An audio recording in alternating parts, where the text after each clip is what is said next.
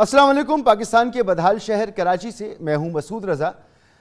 आज से 2 हफ्ते और 3 हफ्ते पहले इसी प्रोग्राम में हम बैठकर बात किया करते थे कि इमरान खान साहब ना सिर्फ अपने 5 साल मुकम्मल करेंगे बल्कि अगली टर्म के लिए भी अपोजिशन को सख्त मुकाबला उनसे करना पड़ेगा और बहुत मुमकिन है कि इमरान खान साहब अगले सेटअप में भी हुकूमत बनाने में कामयाब हो जाएं या ना हो। इस पर हम बहस किया करते थे, ये इम्कानात ज़रूर मौजूद नज़र आते थे। लेकिन गुज़िश्ता कम से कम 2 हफ्तों से ऐसा लगता है कि बिल्कुल सूरत हाल बदल चुकी है और इसकी बुनियादी वजूहात हुकूमत की पे दर पे फाश गलतियाँ हैं जिनको हर जगह तनकीद का निशाना बनाया जा रहा है, चाहे वो नैब तरमीमी ऑर्डिनेंस की सूरत में हो, चाहे वो इलेक्शन रिफॉर्म्स की कोशिश के ज़ुमरे में उसको आप देख लें, आप बल्दियाती निज़ाम की बहाली के हवाले से देख लीजिए, आप जितनी रिफॉर्म्स हुकूमत को करनी थी। और सबसे बड़ा जो नारा था हुकूमत का कि इन्हें एहतसाब करना है, तो एहतसाब जैसे कि मैंने नैब तरमीमी ऑर्डिनेंस का जिक्र किया, आज खुर्शीद शाह साहब भी जो कि शायद आखिरी कैदी थे, सियासी जमात से ताल्लुक़ रखने वाले लीडर थे जो इस वक्त नैब की हिरासत में थे, वो 2 साल के बाद बाहर आ गए। और बाहर भी किस तरह से आए कि अदालत ने पूछा नैब से कि आपके पास क्या जवाज़ है, क्या वजह है कि आप इनको मज़ीद जेल में रखना चाहते हैं, सबूत क्या हैं, शवाहिद क्या हैं, और नैब इसमें कामयाब नहीं हो सका। खुर्शीद शाह साहब बहरहाल अब बाहर आ चुकी हैं, अब वो उनका केस चलेगा, उसी तरह से चलेगा जैसे शाहिद खाकान अब्बासी साहब का चला, जैसे मिफ्ता इस्माइल का चला, जैसे राना सनाउल्लाह का चला जिन पर हीरोइन का मुकदमा था कि वो ब्रीफ केस में हीरोइन लेकर घूम रहे थे, या जैसे जरदारी साहब हैं, या जैसे ख़ुद नवाज शरीफ साहब हैं कि उनको सज़ा भी हुई और फिर वो इसी हुकूमत की नाक के नीचे से निकल के मुल्क से बाहर चले गए। तो एहतसाब का बयानिया लोग ये कहते हैं कि शायद दफन हो चुका है, अब इसमें मज़ीद जान बाकी नहीं रही है। इस पर सोने पे सुहागा, महंगाई का तूफ़ान, पूरी दुनिया में महंगाई है और पाकिस्तान में क्योंकि दीगर वादे भी पूरे नहीं हुए, रिफॉर्म्स भी नहीं हुई, घर भी नहीं बने, नौकरियां भी नहीं मिली, तो लोगों में मायूसी शायद ज़्यादा बढ़ गई है। और ये जो मोमेंटम बनता है इस वक्त नज़र आ रहा है, लगता यह है कि ये हुकूमत के लिए बहुत बड़ी प्रॉब्लम बन जाएगा और शायद प्रॉब्लम बन भी चुका है। हर गुजरते दिन के साथ मुजाहरों में तेज़ी आ रही है। आज भी पंजाब के मुख्तलिफ शहरों में मुजाहरे हुए और कल का जो दिन है, कल बड़ी प्लानिंग की हुई है। अब PDM जिसको हम कहते थे कि इसकी जिस्म में अब हरारत भी बाकी नहीं है, उसमें एकदम जान आ गई है। पाकिस्तान पीपल्स पार्टी जो PDM का हिस्सा नहीं थी वो अभी भी PDM का हिस्सा नहीं है, लेकिन जो एहतजाज कर रही है वो बिल्कुल ऐसे लगता है जैसे PDM के शाना बशाना है। तो ये मोमेंटम जो बन रहा है ये कितना ख़तरनाक होगा हुकूमत के लिए। सूरत हाल ये है कि जब हम बात करते थे आज से चंद हफ्ते पहले तक, तो कहते थे कि अपोजिशन तो खुद लड़ रही है आपस में। अब सूरत हाल ये है कि एहसन इकबाल साहब हुकूमत के इत्तेहादियों को मशवरा दे रहे हैं कि जी आप इनके साथ छोड़ें, ये डूबती हुई कश्ती हैं, और फैसला करें वरना आपका भी नाम बाकी नहीं रहेगा दास्तानों में। सुनिए वो क्या कह रही हैं। समझता हूँ कि अब सबसे बड़ा इम्तिहान हुकूमत की हलीफ जमातों का है। मैं MQM से सवाल करता हूँ कि MQM ख़ुद को मुतवस्सत तबके की जमात कहती है, क्या उसे कराची के मुतवस्सत और गरीब तबकों की बदहाली नज़र नहीं आ रही? क्या उसे कराची के नौजवानों की बेरोज़गारी नज़र नहीं आ रही? मैं काफ लीग से सवाल करता हूँ जो ख़ुद को मुस्लिम लीग का नाम इस्तेमाल करती है, क्या उसे पाकिस्तान की तबाही नज़र नहीं आ रही? क्या उसे इस मुल्क में अवाम की बदहाली नज़र नहीं आ रही? अगर ये जमातें हुकूमत के साथ चिपकी रहीं तो वो भी इस हुकूमत की कश्ती के साथ डूब जाएंगी। इन इत्तेहादियों का फ़र्ज़ है कि अगर ये अवाम का दर्द रखती हैं तो ये हुकूमत के साथ अपने ताल्लुक़ पे नज़र सानी करें। बयानात बड़े अजीब अजीब आ रहे हैं हुकूमत की तरफ से। आज ही जनाब वज़ीर मुमलिकत बराए इत्तलात ये फरमा रहे थे कि सब्ज़ियों का सीज़न आ रहा है, फसलें आ जाएंगी, सब्ज़ियाँ सस्ती हो जाएंगी मार्केट में। कपास का जब उसकी फसल उतरेगी तो फिर उसके बाद कपास की बम्पर क्रॉप होगी और आगे ना जाने क्या क्या कुछ होगा। लेकिन रज़ा बाकर साहब ने जो स्टेटमेंट दिया वो एक मजाक बना हुआ है कि जी डॉलर अगर महंगा हुआ है तो बैरून मुल्क मुकीम पाकिस्तानियों को उससे फ़ायदा हो गया है। इस पर भी शदीद तनकीद हो रही है। हम तो ये समझ रहे थे कि अब वो वक्त आ रहा है कि हम पाकिस्तान पीपल्स पार्टी से पूछेंगे कि 13 साल से आपकी हुकूमत है, आपने क्या किया सिंध के लिए। लेकिन CM सिंध इन मुजाहरों में शिरकत कर रहे हैं, लीड कर रहे हैं इनको, और वो किस तरीके से तहरीक इंसाफ को मुखातिब कर रहे हैं, ज़रा सुनिए आप। महंगाई का जो तूफान पिछले 3 साल में आया है, हालत यह है कि अवाम का जीना धोबर हो गया है। और इस नाअहली वजह से जो लग रहा है कि जब तक ये रहेंगे लोगों को कोई भी सुकून नहीं मिलेगा। जो मेरे मुल्क के गरीबों पे ये तकलीफ धारे, इंशाअल्लाह ताला उनको डूबने के लिए चुल्लू पर पानी भी नहीं मिलेगा। वो अमान का समंदर है जो इनको डुबोएगा। ये आटा छोड़ो, ये चीनी छोड़ो, हमारी जान छोड़ो और गरीबों को रहने का हक दो। मेहमानों को मैं आपसे तारुफ कर रहा हूँ, जनाब सेनेटर अली ज़फ़र साहब, रहनुमाई तहरीक इंसाफ के, बहुत बहुत शुक्रिया सर आपका। मोहसिन शाहनवाज रांझा साहब, रहनुमाई पाकिस्तान मुस्लिम लीग नून के, और थोड़ी देर में इंशाल्लाह कमर ज़मान कायरा साहब भी हमारे साथ मौजूद होंगे। कमर ज़मान कायरा साहब ने भी हमें ज्वाइन कर लिया है। आप तीनों मेहमानों का बहुत बहुत शुक्रिया। सेनेटर अली ज़फ़र साहब, इस वक्त अगर देखें तो पार्लियामान में कानून साजी एक तातुल का शिकार नज़र आती है। आप अपोजिशन को नज़रअंदाज करके जो आपकी स्ट्रेंथ है उसके मुताबिक आप जो करना चाहें कर लें। कोई बड़ी रिफॉर्म्स, कोई बड़ी कानून साजी, इसकी कोई गुंजाइश नहीं मौजूद। ऑर्डिनेंस आ रहे हैं, नैब तरमीमी ऑर्डिनेंस आया, शदीद तनकीद का शिकार है ये पूरा ऑर्डिनेंस, और इसके जो नताइज सामने आ रहे हैं उसको भी अच्छी तरह से नहीं लिया जा रहा। अब महंगाई का एक तूफ़ान आया हुआ है, लोगों में बेचैनी है, फिर ये अहम तबादले, तकर्रुरियाँ, वो जो एक बैलेंस था सिविल मिलिट्री का, वो बिगड़ता हुआ नज़र आ रहा है। तो ये एक के बाद एक जो गलतियां हैं, और फिर ये आवाम का जो मोमेंटम बन रहा है, मुजाहरे हो रहे हैं, ये आपको नहीं लगता कि अब बड़ी ख़तरनाक सूरत हाल है? अगर यही मोमेंटम बनता रहा तो हुकूमत कैसे 5 साल अपने पूरे कर पाएगी? जी, सबसे पहले तो मैं आपके आखिरी जो पॉइंट है उससे शुरू करता हूँ। आपने कहा कि मुजाहरे हो रहे हैं तो हुकूमत 5 साल कैसे रहेगी। देखें, जमहूरियत में मुजाहरे जो अपोजिशन का हक़ है, उन्होंने अपने आप को ज़िंदा रखना है। वो बेशक पीसफुल, पुरअमन मुजाहरे करते रहें, उससे कोई हुकूमत नहीं जाती, आज तक नहीं गई। बल्कि हम तो इनकरेज करते हैं कि आपने जो कहना है आप आके पार्लियामेंट में कहें, जहाँ डिबेट होनी चाहिए, और अगर आप वहाँ नहीं कहना चाहते, मुजाहरे करना चाहते हैं, आप करें। हमने पहले भी वेलकम किया, PDM ने पहले भी मुजाहरे करके दिखा दिए। कोई उससे किसी किस्म का ख़तरा या घबराहट PTI को तो या हुकूमत को तो बिल्कुल नहीं है। अच्छा, तो ये तो आपका आखिरी पॉइंट था। पहला पॉइंट आपका ये था, आपने पूछा कि ऑर्डिनेंसेस आ रहे हैं और पार्लियामेंट में काम नहीं हो रहा। ऐसी बात नहीं। अगर आप पार्लियामेंट की इस साल की ही हिस्ट्री देखें तो काफ़ी से अहम कवानीन हैं जो पार्लियामेंट में आए हैं, कुछ पास हुए हैं, कुछ डिबेट हो रहे हैं, कुछ कमिटीज़ देख रही हैं। ये ज़रूर है कि ऑर्डिनेंसेस कुछ आए हैं। मसलन आपने ज़िक्र किया नैब ऑर्डिनेंस का। नैब ऑर्डिनेंस मेरा ख्याल है ज़रूरी था। उसमें ज़रूरी इसलिए था क्योंकि जो ऑर्डिनेंस कहता है वो कहता ये है कि नैब के चेयरमैन को अपॉइंट करने के लिए आपको कंसल्टेशन चाहिए जी, प्राइम मिनिस्टर साहब की और लीडर ऑफ द अपोजिशन की। लेकिन ये नैब ऑर्डिनेंस में खला थी, और वो ये थी कि अगर किसी वजह से ये कंसल्टेशन का प्रोसेस देर लगा दे और इन द मीन टाइम जो है टेन्योर ख़त्म हो जाए नैब चेयरमैन का, तो फिर क्या होगा, उस चीज़ को कवर करने के लिए ऑर्डिनेंस की ज़रूरत थी। लेकिन जिस तरह आपको पता है कि ऑर्डिनेंस की ज़िंदगी थोड़ी होती है। ऑर्डिनेंस एक डायरेक्शन दे सकता है लेकिन वो फाइनल नहीं होता। मामला पार्लियामेंट में जाना ही जाना है बिल की शक्ल में। कमर ज़मान कायरा साहब, सर पोजीशन एहतजाज करती है, पहले भी करती रही, अब भी करती रहेगी, कुछ नहीं बिगड़ेगा। असद उमर साहब भी कह रहे हैं चाय की प्याली में तूफान है, सेनेटर साहब भी फरमा रहे हैं इससे कोई फ़र्क नहीं पड़ता, हुकूमत मजबूती से खड़ी है। असद उमर साहब की चाय की प्याली क्योंकि सोने की बनी है, लिहाजा उनको चाय की प्याली में तूफान नजर नहीं आता। गरीब के कप में जो तूफान आया हुआ है, जिसको पानी पीने को नहीं मिल रहा, खाना खाने को नहीं मिल रहा, उसके बच्चों को दवा नहीं मिल रही, उसके बिजली के बिल अदा नहीं हो रहे, उसके घर का चूल्हा नहीं जल रहा, उसके घर में तो बहरहाल तूफान है। लेकिन coming back to your question, देखिए गुजारिश ये है कि पार्लियामेंट काम कर रही है। पिछले कोई 2 साल से पार्लियामेंट का सेशन चलाना मसला है क्योंकि कोरम नहीं होता। पार्लियामेंट में हुकूमत ने जितने बिल्स, ये अली ज़फ़र साहब क्योंकि मुल्क के नामवर वकील हैं, मैं वकील तो हूँ नहीं, लेकिन मुझे इतना अंदाजा पता है कि ऑर्डिनेंस एक विंडो रखी गई थी। ये एक रेगुलर प्रोसीजर के तौर पे नहीं बल्कि एक विंडो रखी थी हमारे फोर फादर्स ने और कॉन्स्टिट्यूशन के फ्रेमर्स ने, कि अगर किसी वक्त पार्लियामेंट सेशन में नहीं है और आपको एक्यूट इमरजेंसी में कोई कानून पास करना है, बनाना है, तो वो फौरी तौर पे आप इस ऑर्डिनेंस के जरिए, इस विंडो के जरिए कानून साजी कीजिए।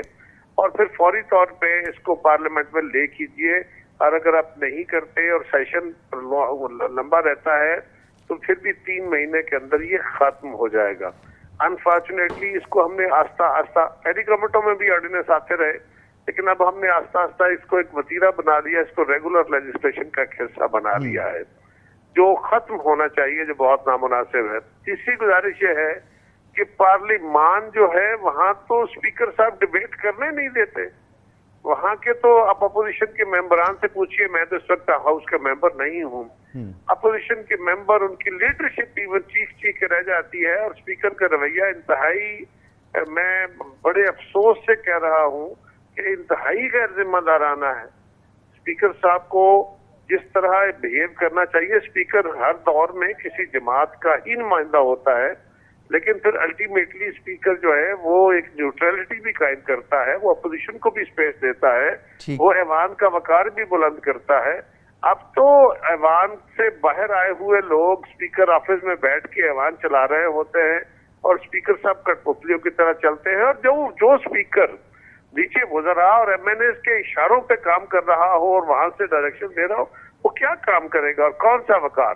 चौथी गुजारिश ये है कि हमारे दौर में भी महंगाई हुई, तेल की कीमतें चढ़ी, हमारे दौर में भी बिल्कुल इन्फ्लेशन हुई, लेकिन हमारे दौर में दहशतगर्दी भी बहुत थी, हमारे दौर में आलमी बहरान आया था, दुनिया की पूरी इकोनॉमी बैठ गई थी, हमारे दौर में दहशतगर्दी से हमारा जीएचक्यू महफूज नहीं था, हमारी सिपाह महफूज नहीं थी, इबादत गाहें महफूज नहीं थी। आज भी हम कहते हैं 75,000 हमारे जवान शहीद हुए और 75,000 से कई गुना ज्यादा लोग हमारे वो है जो परमानेंट डिसेबल हो गए हैं। अरबों डॉलरों का नुकसान हुआ है। उन हालात में हमने हुकूमतें चलाई, लेकिन हमने वो सारा कुछ अवाम पे पास ऑन नहीं किया। आज तो $90 या $85 या $82 तक कीमत गई है ना। हमारे दौर में तेल की कीमत $150 से क्रॉस कर गई थी, $142 से $146 की बैरल तो कितना अरसा रही, लेकिन हमने सारा बोझ अवाम पे पास ऑन नहीं किया। और फिर ये भी होता है कि बहुत सारे फैक्टर्स वो होते हैं जब आप अवाम की जरूरत, जो मजबूरी के तहत, इकोनॉमी की जरूरत के तहत, वर्ल्ड प्रेशर के तहत आपको इकोनॉमिक फैसले करने पड़ते हैं, जहां महंगाई होती है और आप उसको रोक नहीं सकते, लेकिन फिर आप अवाम को रिलीफ भी देते हैं। हमारे दौर में इन्फ्लेशन हुई थी तो हमने उसको तनख्वाहें बढ़ा के, पेंशनें बढ़ा के, बेनजीर इनकम सपोर्ट प्रोग्राम शुरू करके, हमने पाकिस्तान के अंदर लोगों को रोजगार फराहम करके, हमने किसानों को फसलों की कीमतें बढ़ा के बहुत सारे तरीकों से कंपनसेट किया था। और फिर दूसरा आखिरी ये है कि हम एडमिनिस्ट्रेटिव मेजर्स के साथ भी चीजों को कंट्रोल करते रहे हैं। और अब तो देखिए, हमें छोड़िए, अब तो जो हाल है कोई इदारा नहीं रह गया। इलेक्शन कमीशन के साथ जरा गौर कीजिए, आइन कहता है कि चेयरमैन और चीफ इलेक्शन कमिश्नर और मेंबरान इलेक्शन कमीशन आइन के तहत दोनों की मशावरत से होंगे, आर्मी के अपने प्राइम मिनिस्टर और लीडर ऑफ द अपोजिशन की मशावरत से। प्रेसिडेंट साहब भी अजीब आदमी है, प्राइम मिनिस्टर ने बगैर किसी कंसल्टेशन के 2 नाम भेजे और प्रेसिडेंट ने अनकॉन्स्टिट्यूशनली उनको नोटिफाई कर दिया मेंबर, इलेक्शन कमीशन ने लेने से इनकार कर दिया। फिर आप जरा गौर कीजिए कि ये जो अभी नया ऑर्डिनेंस आया है, यकीनन ऑर्डिनेंस इनका हक है, लेकिन एक फर्द की सर्विस एक्सटेंड करने के लिए पर्सन स्पेसिफिक लॉ बना के अगर आप ये काम करते हैं तो ये नाकाबिले कबूल है। और फिर हैरानकुन बात यह है कि दोनों ऐवान चल रहे हैं, दोनों ऐवानों के होते हुए आपको पता है कि खैरा साहब, मैंने अपने इंट्रो में भी इन तमाम चीज़ों का किसी हद तक जिक्र ज़रूर किया है, लेकिन क्या आपको लगता है कि ये जो मोमेंटम बन रहा है और हुकूमत के वुज़रा कुछ ऐसे हैं जो बड़े इत्मीनान का इजहार कर रहे हैं, जैसे असद उमर साहब का कहा भी, सेनेटर साहब भी फरमा रहे हैं कि कोई परेशानी नहीं है अपोजिशन की इस एहतजाज से। ये मोमेंटम जो बन रहा है, आप इसको कैसा देख रहे हैं? क्या क्या इम्पैक्ट होगा इसका आने वाले दिनों में? सावन के अंधों को हर तरफ हरा हरा नजर आता है। इनको जिस तरह लाया गया है ना, इनके लिए सब अच्छा है और मैनेज हो जाएगा। अब जो एडमिनिस्ट्रेटिवली इन्होंने रोज नया क्राइसिस खड़ा करते हैं, रोज एक नया क्राइसिस खड़ा करते हैं, और उससे अब लोगों की कुव्वत बर्दाश्त भी खत्म हो गई है। याद रखिए, खाली अपोजिशन के नारे पे या लीडरों के कहने पे लोग बाहर नहीं निकलते, लोग तकालीफ नहीं झेलते। जिस तहरीक का लोगों के पेट से ताल्लुक बन जाता है, वो वहां तक रसाई इख्तियार करती है, वहां से जो आवाज उठती है वो रुका नहीं करती। अब जो तहरीक चलने वाली है या शुरू हुई है, ये तहरीक अपने मंतकी अंजाम को पहुंचेगी और अब किसी बेहतरी की तवक्को नहीं है। अब अच्छा। इससे जान छुड़ाए बगैर गुजारा है नहीं। ठीक। इसलिए ये बड़ा अफसोसनाक और तकलीफ दे बात है कि 3.25 साल में जो सबसे बड़ा बैनर हेडलाइन था वो इनका एहतसाब था। एक पैसे का एहतसाब नहीं कर सके, एक पैसा ये रिकवर नहीं कर सके। मियां नवाज शरीफ साहब की वो जो सजा हुई थी वो भी नैब केस में नहीं हुई, वो भी उनको अपने बेटे से तनख्वाह ना लेने के चक्कर में हुई। ठीक। लेकिन मेरा सवाल ये है कि किसी को अगर अदालतें कमजोर थी तो अदालतों को ठीक किसने करना था? अगर प्रोसिक्यूशन में कमी थी तो लेजिस्लेशन किसने करनी थी? सही। अगर इन्वेस्टिगेशन में कमजोरी थी तो अच्छे इन्वेस्टिगेटर किसने लाने थे? अगर बड़े वकील खड़े करके उनको बड़ी फीसें देनी थी तो फिर वो किसने फैसले करने थे?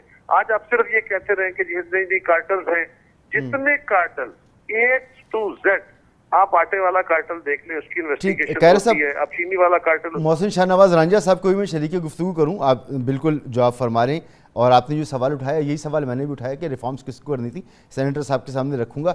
मोहसिन साहब, ये जैसे कायरा साहब फरमा रहे हैं कि बेहतरी की कोई उम्मीद नहीं है। आपकी पार्टी हो या पाकिस्तान पीपल्स पार्टी हो, तमाम ही जमहूरी क़ुव्वतें समझती थी कि जो भी हुकूमत आए, जैसी भी हुकूमत आए, उसको अपने 5 साल मुकम्मल करने देने चाहिए, उसमें रखना नहीं डालना चाहिए, जमहूरियत तसलसल रहना चाहिए, जमहूरियत रिफाइन होगी, मजबूत होती चली जाएगी। लेकिन इस दौर में आप लोग जो हैं वो एहतजाज कर रहे हैं, और एहतजाज भी उस वक्त कर रहे हैं जब एक अवामी दबाव बढ़ा है। तो आप लोग वाकई इनको घर भेज देते हैं अगर, तो ये जो आपका पुराना बयानिया रहा है कि नहीं जमहूरियत तसलसल रहना चाहिए, ये उसकी नफी नहीं होगी? देखिए, अभी ऑप्शंस काफी मौजूद हैं और अभी इस वक्त फाइनल ऑप्शन कि इनको घर भेजना है या इन हाउस तब्दीली आनी है या इनके पंजाब में कुछ चेंज आ सकती है, ये सब चीजें अभी टेबल पे मौजूद है और अभी शुरुआत है। और अब देखें आगे जिस तरीके से ये सिलसिला चलता है, और हम बिल्कुल इस तरह का कोई अमल नहीं चाहेंगे कि जिससे ये जो एक गो के हमारे तहफ़्फ़ुज़ात इलेक्शंस के रिजल्ट के ऊपर और जिस तरीके से इलेक्शन को मैनेज किया गया प्री और पोलिंग डे वाले दिन, जो इलेक्शन के दौरान जो रिगिंग के हमारे तहफ़्फ़ुज़ात हैं वो अपनी जगह पर, लेकिन फिर भी ये राय जरूर रहती है कि एक सिस्टम जो है उसको जो 5 साल का एक प्रेसिडेंट सेट हुआ है टर्म का, वो जो है उसको आगे से फर्दर उसको आगे डेवलप होना चाहिए, उसको रोल बैक नहीं होना चाहिए। तो जहां तक इस हुकूमत की गलतियां हैं, पहले दिन से हुकूमत जिस नतीजे पे आज जिस मकाम पर ये पहुंचे हुए हैं, ये इनकी अपनी गलतियों का नतीजा है।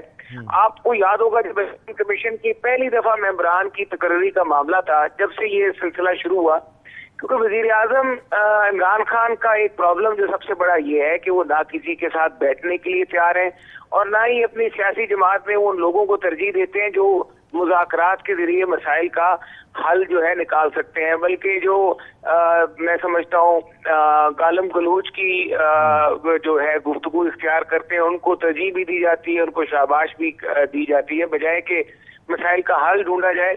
तो जब ये माहौल पैदा कर दिया गया पार्लियामेंट में, तो उसका नतीजा इस तरह सामने आया कि पहले इलेक्शन कमीशन के जो मेंबरान की तकर्री का मामला है, वहां पे भी मीनिंगफुल कंसल्टेशन थी। लीडर ऑफ द ऑपोजिशन ने उनको कवानीन बताए कि ये दोनों मेंबरान के लिए आप बैठे, हम बैठ के बात करें और एक नाम पे इत्तफाक कर लेते हैं। वहां पर इन्होंने पार्लियामेंट को बाईपास किया और सीधा प्रेसिडेंट ने नोटिफिकेशन निकाल दिया, जिसकी वजह से ऑपोजिशन को मजबूरन अपने कुछ मेंबरान के जरिए इस्लामाबाद हाई कोर्ट से रजू करना पड़ा और ये नतीजा था वो जो नोटिफिकेशन था वो सस्पेंड हुआ। फिर दोबारा बात पार्लियामेंट में गई, स्पीकर और चेयरमैन सेनेट बैठे और फिर कहा गया। देखिए कितना अजीब सा ये माहौल है कि पार्लियामेंट के मसाइल जो है वो पार्लियामेंट में हल होने की बजाय वो हम अदालतों में लेके जा रहे हैं। ये हमारे मगर ये जो सूरत हाल जो हम इस वक्त डिस्कस कर रहे हैं, ये पहली मरतबा तो नहीं है। ये सेनेट इलेक्शन से पहले भी एक मोमेंटम बना था, उस वक्त भी महंगाई भी थी, इस तरह के मसाइल भी थे, वज़रा के बयानात भी थे, तल्ख कलामी भी थी, सारी चीज़ें थी। मगर जैसा सेनेटर साहब ने कहा कि ये धरनों से, जलसों से, जुलूसों से, एहतजाज करने से हुकूमतें नहीं जाती, तो मज़ीद जो इशारा है जिस पेशरफ की तरफ के जी कोई और भी इसमें अवामिल दरकार होते हैं तब्दीली के लिए, वो अवामिल भी आपको मुयस्सर हैं क्या? देखिए, हमारे पास जो अवामिल मुयस्सर हैं हमें, वो सबसे बड़ा जो अमल है वो महंगाई का है। और महंगाई की ही वजह से ये हुकूमत घर जाएगी। जिस तरीके से इन्होंने जो तबाही मचा दी है, गरीब को 2 वक्त की रोटी नसीब नहीं हो रही और हर आदमी झोलियां उठा के बददुआएं दे रहा है इस हुकूमत को। और बस आप ये देखिए कि हम अभी ये देख रहे हैं कि वो वक्त अब तकरीबन, अब हम कोई भी अगर अपना जलसा या रैली करते हैं, यकीन मानिए हम उस पर कोई प्रॉपर अब उस तरह से कॉल नहीं देते, लोग खुद से निकल रहे हैं। अब तो भी हम देख रहे हैं अवाम का जो रद्द अमल है वो नजर आ रहा है कि अवाम जो है इन हालात से बहुत तंग आ चुकी है। बेरोजगारी जो है वो इंतहा पे चली गई है। पेट्रोल और डीजल की कीमतों में जो इजाफा हो गया उससे गरीब आदमी की कमर टूट के रह गई है।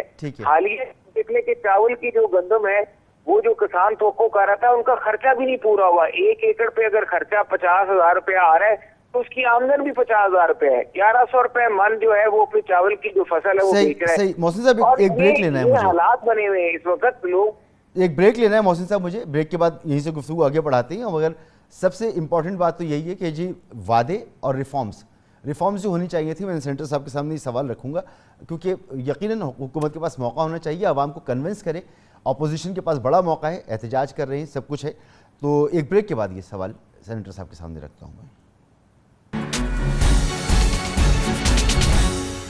Welcome back.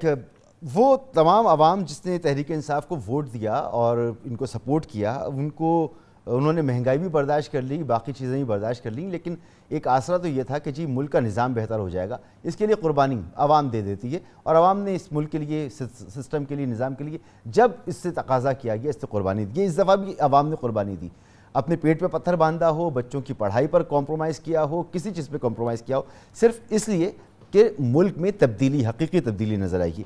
सेनेटर साहब, जैसे कमर जमान कैरा साहब भी फरमा रहे हैं, मोहसिन शाह नवाज रंजन साहब ने भी कहा, रिफॉर्म्स का एजेंडा कि मुल्क में वाकई एक हकीकी तब्दीली नज़र आए। हमारा पुलिस का निज़ाम जो है वो तब्दील हमारा नहीं हुआ, हमारा एजुकेशन रिफॉर्म्स जो हैं वो इस तरह की नहीं है कि जी हम पूरे मुल्क में उसकी तब्दीली देख सकें। गो कि अब ये सूबाई सब्जेक्ट है, मगर जो भी मरकज़ी हुकूमत कर सकती थी, पंजाब में तब्दीली आ सकती थी, KP में तब्दीली आ सकती थी, खुद विफाक में आ सकती थी। बल्दियाती निज़ाम, बल्दियाती हुकूमतें आपने लेकर आनी थी, किसी तरह की रिफॉर्म्स, किसी तरह की भी रिफॉर्म्स जिसमें हम कहें कि जी 360 डिग्री का चेंज आ गया है या चले 180 डिग्री का चेंज आ गया है, वो भी हमें नज़र नहीं आ रही। ये देखिए, रिफॉर्म जब आप करने जाते हैं तो 2 किस्म की, बल्कि 3 स्टेप्स होती हैं। सबसे पहले पॉलिसी बनाई जाती है कि रिफॉर्म किस किस इशू पे होनी चाहिए और अगर की जाएगी तो उसकी क्या रेप्रिकशंस होंगी, उसकी क्या नताइज होंगे। और उसके बाद उसकी कानून साजी की जाती है जिसमें आपको कोशिश की जाती है कि आप जितनी स्टेक होल्डर्स हैं, चाहे वो अपोजिशन पार्टीज़ हों, चाहे और स्टेक होल्डर्स हों, सिटीजन्स हों, उन सब की मुशावरत से आप एक फिर कानून साजी करते हैं। और फिर कानून साजी के बाद तीसरी स्टेप है, और वो मेरा ख्याल है सबसे ज़रूरी है, और वहाँ शायद कमज़ोरी है सारे मामलात में, जो कि हमारी सिर्फ इस आप पिछले 3 साल की कमज़ोरी नहीं, बल्कि मेरा ख्याल है पिछले जब से पाकिस्तान बना ये कमज़ोरी है। और वो है कि उन कानून जो कवानीन बनाते हैं उनको इम्प्लीमेंट करना, उनको देखना कि वो वाकई ही वो नाफिज होते हैं या नहीं। तो कानून साजी तो हुई है, रिफॉर्म्स की पॉलिसीज़ भी बनी हैं, कानून साजी भी की गई है, कम हुई है, ज़्यादा होनी चाहिए थी, लेकिन ये नहीं आप कह सकते कि कानून साजी नहीं की गई। बहुत सारे एस्पेक्ट्स हैं जहाँ कानून साजी की गई है। सिविल कानून की अगर आप बात करें, जुडिशल सिस्टम की बात करें, तो उसमें सिविल प्रोसीजर कोड को में अमेंडमेंट्स की गई हैं, क्रिमिनल प्रोसीजर कोड को अमेंड किया गया है। इसी तरह कुछ कवानीन हैं जो आ रहे हैं अभी मजीद, वो डिबेट हो रहे हैं। सेनेटर साहब, अगर ये सारी चीजें हुई होती यहाँ नहीं रहता और आवाम को तब्दीली नजर आ रही होती, तो आपको लगता है कि ये महंगाई वाला जो मामला है इसको भी आवाम बर्दाश्त कर लेते अगर इस ज़मीन में भी काम हुआ होता और हकीकी काम हुआ होता? जी देखिए, वही जो मैं समझा रहा था या बताने की कोशिश कर रहा था कि कवानीन बने हैं, अब मसला ये है कि उनको इम्प्लीमेंट करना ग्रास रूट तक वो वक्त लेता है, और उसमें ज़रा मेरा ख्याल है चूँकि आपको तब्दीली करनी है तो उसमें फिर रुकावटें भी आती हैं हर किस्म की, और उन रुकावटों को ख़त्म करने के लिए, क्योंकि पिछले 70 साल 80 साल से ये मामला चल रहे हैं जिनको तब्दील करने की ज़रूरत होती है, तो सिर्फ कानून बनाना मेरा ख्याल है पूरा नहीं होता, वो उससे नतीजा नहीं नज़र आता आपको, लेकिन उसको एक्चुअली इम्प्लीमेंट करने में आपको वक्त लग रहा है, जो उस वजह से आपको शायद लग रहा हो कि एकदम तब्दीली नहीं आई। लेकिन बहुत सारे मामलात हैं जो दुरुस्त हुए हैं। आप देखें कि और जहां आप बात करते हैं रिलीफ की, कायरा साहब ने एक बात की थी, बड़ी अच्छी बात की थी, उम्दा बात की। उन्होंने कहा महंगाई आती है, महंगाई हर हुकूमत के वक्त आई है, और फिर आप मुख्तलिफ़ किस्म के उसके मुताबिक फ़ैसले करते हैं इकॉनमी को देखते हुए, जो आपकी कमिटमेंट्स हैं इंटरनेशनल उनको देखते हुए आप फ़ैसले करते हैं और कोशिश करते हैं कि अवाम को आप बेहतर उनको एक तरह से रिलीफ दें, और वो रिलीफ जो है वो हर हुकूमत करती रही है, कोशिश करती रही है। इसी तरह आप हमारी हुकूमत का देखें, एहसास प्रोग्राम देखें, हेल्थ कार्ड सिस्टम को देखें, रेवोल्यूशनरी चेंजेस हैं ये ऐसे चेंजेस हैं जो मेरा ख्याल है पूरे एशिया में नहीं किए गए जो हमने किए। सर फिर ये अवामी दबाव क्यों है? अब आप देखेंगे कि फर्दर आप ये देखेंगे कि अब मज़ीद इसको टैकल करने के लिए शायद ये कंसेशनल रेट्स दिए जाएं, जो हमारा सबसे लोअर तबका है जो अफोर्ड नहीं कर सकते और जो महंगाई की वजह से सबसे ज़्यादा इफेक्टेड हैं उनके लिए सर आपका पॉइंट आ गया, एक कंसेशनल रेट बेहतर। कमर ज़मान कह रहा साहब, सर आपको लगता है कि हुकूमत की सफ़ों में बैठे हुई शख्सियात जो हैं उनको इदराक भी है कि इस वक्त ग्राउंड रियलिटीज़ हैं क्या? पहली गुजारिश ये है कि ख्वाब होता है, ये प्रोग्राम होता है जो किसी के अपने दिमाग में मौजूद हो, आप उसको इम्प्लीमेंट करें। बेनजीर इनकम सपोर्ट प्रोग्राम बीबी शहीद के अपने ज़हन की ख्वाब थे। उन्होंने उस प्रोग्राम को कैसर बंगाली साहब के साथ मिलकर रिफाइन किया। वो प्रोग्राम शुरू हुआ, उसमें वसीला सेहत भी था, उसमें वसीला रोजगार भी था। जब कोई प्रोग्राम शुरू होता है तो उसको बाद उसको आस्ता आस्ता अमल दरामद, जिस तरह भी अली जफर साहब फरमा रहे थे, आस्ता आस्ता उस पर अमल दरामद होता है, उसके जो छोटे मोटे खामियां होती हैं वो दूर होती हैं और वो प्रोग्राम का स्फीयर बड़ा होता जाता है। मुस्तमरीक के दौर में वो और बड़ा हुआ, इस दौर में वो और बड़ा होना चाहिए, लेकिन आपने बेनजीर का नाम हटा के एहसास प्रोग्राम रखना चाहा, नहीं रख सकेंगे। आपका अपना प्रोग्राम क्या है? दूसरा, ये 2-3 आपके बड़े ओहदेदार होते हैं जो आपको बताते हैं कि अवामी रिलीफ आपके दिलों में मौजूद है। मसलन आपका स्टेट बैंक का गवर्नर, अगर आपका डिस्काउंट रेट इसी तरह बढ़ता चला जाएगा और आपका डॉलर, आपका रुपया गिर रहा हो और आपका स्टेट बैंक का गवर्नर ये कहे कि चले ओवरसीज पाकिस्तानी को तो 3 अरब का फायदा हो रहा है ना, वो 7 कौम को ये नहीं बता रहे कि पाकिस्तान के कर्जों में रूपी डिवैल्यूएशन होने से कितने हजार अरब का इजाफा हो रहा है, ये नहीं बता रहे। लेकिन अफसोस ये है कि ऐसी शख्सियात जो इन ओहदों पे बैठी है, इसी तरह हमारे फाइनेंस मिनिस्टर साहब हैं, फाइनेंस मिनिस्टर साहब बड़े अच्छे आदमी हैं, लेकिन वो एक बैंकर हैं। इस गवर्नमेंट में, इसी गवर्नमेंट में, वो इनके एडवाइजरी कमेटी के मेंबर थे। गवर्नमेंट में आने से पहले वो इनके बहुत ज्यादा एक मोहतरस थे, बहुत ज्यादा मोहतरस थे, और जो ही वो गवर्नमेंट में आए हैं आज वही पॉलिसियां, वही IMF, वही सारी कंडीशनलिटीज दे के और अवाम को रिलीफ देने की बातें कर रहे हैं। अच्छा, पॉलिसीज आपने बनाई, पहले 100 दिन की पॉलिसियां किधर गई? आपने कार्टल्स पकड़े, अली जफर साहब से पूछ लीजिए, वैसे तो शरीफ आदमी है, आपने कहा इनको फंसा दिया। अली जफर साहब सिर्फ इतना बता दे, मुश्किल वक्त में शरीफ आदमी मिलते हैं सर। अली जफर बहुत लायक आदमी है और शरीफ आदमी है, लेकिन ये उस तरह नहीं है जो मैं सवाल करने लगा हूँ। मसला है, मेरे लिए भी मसला है। सवाल ये है कि आटे का कार्टल पकड़ा गया। जब आप किसी को कार्टल कहते हैं तो यकीनन हुकूमत के पास को प्रूफ होते हैं ना, तब आप उनके खिलाफ कमीशन बनाते हैं, उस पर तो करोड़ों रुपए खर्चे होते हैं। आपने कमीशन बनाया, कमीशन ने जाके काम किया, एंड रिजल्ट 0 निकला, ना कोई बंदा पकड़ा गया, आटे के रेट बढ़ गए, वही कम हो जाते तो बड़ी बात थी। सेम चीनी के साथ हुआ, चीनी के रेट बढ़े, महंगी हुई, आपने कार्टल कह के कमीशन बना दिया, कमीशन ने रिपोर्ट दी, चीनी सस्ती नहीं हुई, चीनी महंगी हो गई, पकड़ा कोई नहीं गया। इसी तरह अद्वियात का हुआ, इसी तरह तेल का हुआ, और कई इश्यूज पे आपने किया। सवाल ये है कि सारे अमल में आपने लोगों को रिलीफ क्या दिया? और अब आप कह रहे हैं कि जी अब हमने पॉलिसीज बनाई। खैरा साहब, एक सवाल जो सबके जहनों में होता है, पॉलिसी बनी, फिर वक्त निकल जाएगा, मैं आपसे पूछ नहीं पाऊंगा। पॉलिसियां बनी थी, एक छोटी सी सवाल, पहले साल जो पॉलिसियां बनी होंगी ना, कोई कुछ पहले जब गवर्नमेंट में आते हैं तो पहले बंदा पॉलिसियां बना के आता है, जिस पहले 100 दिन में बन गई होंगी, तो पहले 100 दिन की पॉलिसियों का पहले साल में कोई इम्पैक्ट आता, पहले साल की पॉलिसियों का दूसरे साल में कोई इम्पैक्ट आता, दूसरे का तीसरे साल में कोई इम्पैक्ट आता। बिजली के रेट चढ़ रहे हैं, सब्सिडीज खत्म हो रही है, सर्कुलर डेट बढ़ रहा है। खैरा साहब, ये तमाम सूरत हाल मैं आपसे पूछना ही चाह रहा हूँ कि समझा तो ये जा रहा था ये सब कुछ भी होता रहे, हुकूमत फिर भी कहीं जाने वाली नहीं है। ये 6 अक्टूबर का जो फैसला था वज़ीर आज़म का, उसके बाद से क्या उस फैसले ने इस तमाम सूरत हाल में जलती पे तेल छिड़का है, कैटलिस्ट का किरदार अदा किया है इस सारी सूरत हाल में? किस फैसले पे आप कह रहे हैं कि हुकूमत के खिलाफ हुकूमत और जो फासला क्रिएट हुआ है, जिसका आजकल बड़ा वजह रजा बना हुआ है मुल्क के अंदर? पहली गुजारिश तो ये है कि ये पाकिस्तान की बदकिस्मती है कि हमारे यहाँ ऐसा होता है। हमारी सियासत के अंदर इदारा जाती मुदाखलत होती है और उसका इकरार है। ये किसी सूरत पैदा नहीं होना चाहिए था। ये इख्तियार वजीर आजम का है, लेकिन वजीर आजम साहब ने जब बिशारतन राय दे दी और उसके बाद फिर जाके इसको एक पॉइंट बना के इस पर वजह नजा बना देना, ये बहुत अफसोसनाक है।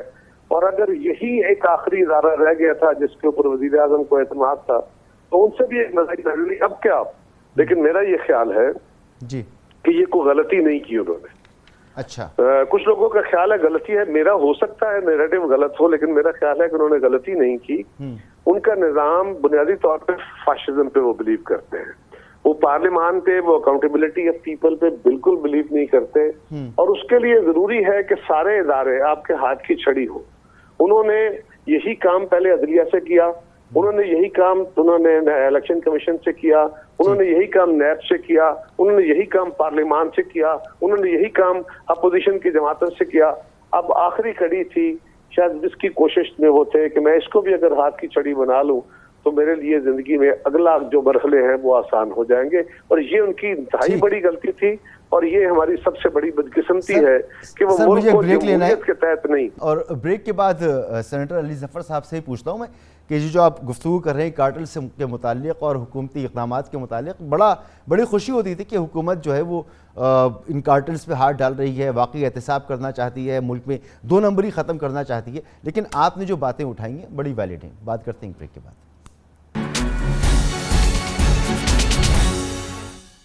Welcome back. Senator Ali Zafar साहब, ब्रेक से पहले कमर ज़मान कैरा साहब ने फरमाया कि जी आपने कार्टेल्स की निशानदेही की, कमीशन बनाए, तहकीकात की। हम भी ये सवाल बार बार कहते रहे, आज आपके सामने भी रख रहे हैं, और कमर ज़मान कैरा साहब ने सवाल उठाया एक बार फिर कि जी आपने निशानदेही कर दी, कमीशन बना दिया, नाम सामने आ गए, कार्रवाई के अहकामात हो गए, लेकिन वो लोग, उनमें से बहुत से नाम तो ऐसे जो आपके साथ ही बैठे हुए, आपकी काबीना में बैठे हुए, उनके खिलाफ कार्रवाई नहीं हो रही। फिर कायरा साहब ये पूछ रहे कि जी बना क्या, इनका हुआ क्या, किया क्या आपने इसका?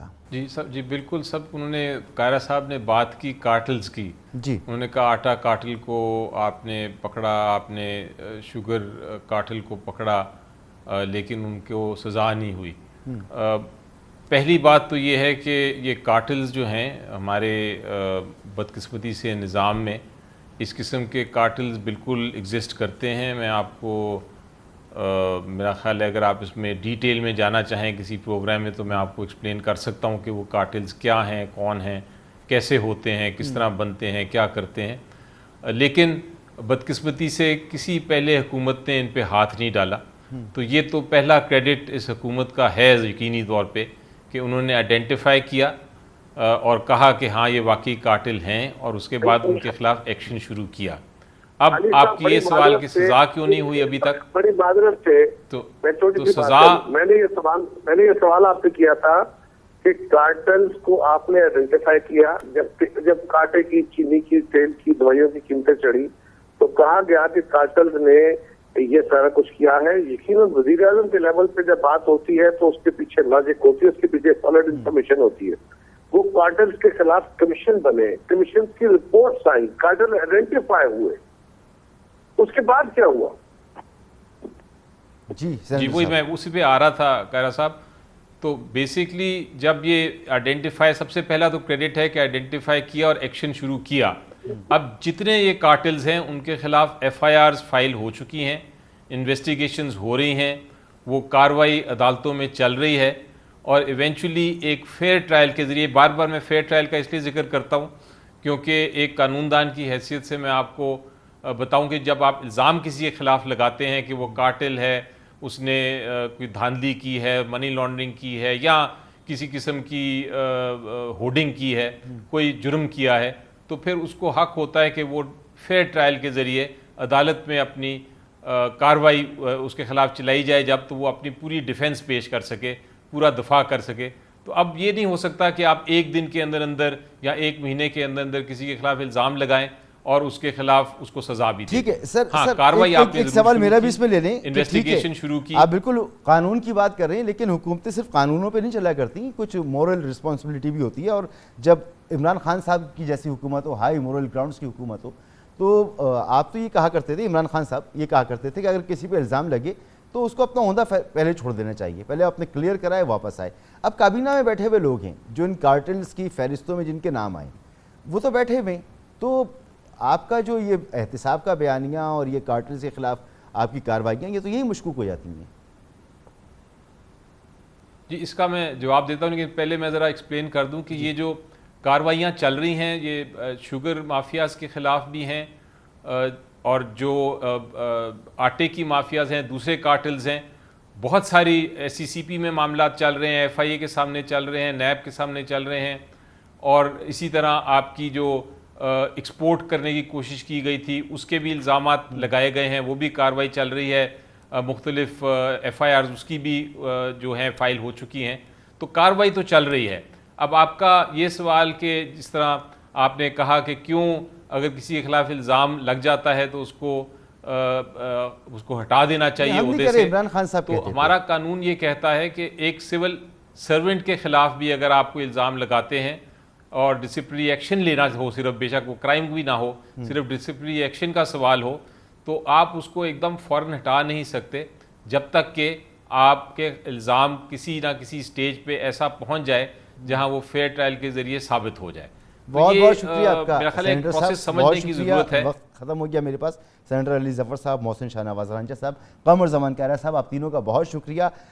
मगर जब इमरान खान साहब बात किया करते थे तो वो कानून से हटकर कानून के साथ साथ वो ज़्यादा बात करते थे अखलाकियात की, और वो अब भी ये कहते हैं कि अखलाकी तौर पर अगर कोई कौम ज़वाल पजीर हो तो फिर उससे कोई उठा नहीं सकता। अखलाकियात की बात तो यही थी कि अगर किसी पर इल्ज़ाम लगे तो पहले वो अपने ओहदे से अलग हो जाए, तो अपने आप को तहक़ीक़ात के लिए पेश करे, क्लियर करे और फिर दोबारा से ज्वाइन करे। लेकिन अब सूरत हाल बिल्कुल मुख्तलिफ हो चुकी है, बदल चुकी है। अवाम कुछ नहीं भूलते, अवाम को याद है, अवाम उसी याददाश्त की बिना पर जो सूरत हाल है उसमें लोगों के साथ, अपोजिशन के साथ निकल रहे हैं, एहतजाज कर रहे हैं। अल्लाह करे कि जमहूरी निज़ाम चलता रहे, लेकिन जो मोमेंटम बनता नज़र आ रहा है उससे हुकूमत को यकीनन परेशानी ज़रूर होनी चाहिए। इजाज़त दीजिए, अल्लाह हाफ़िज़।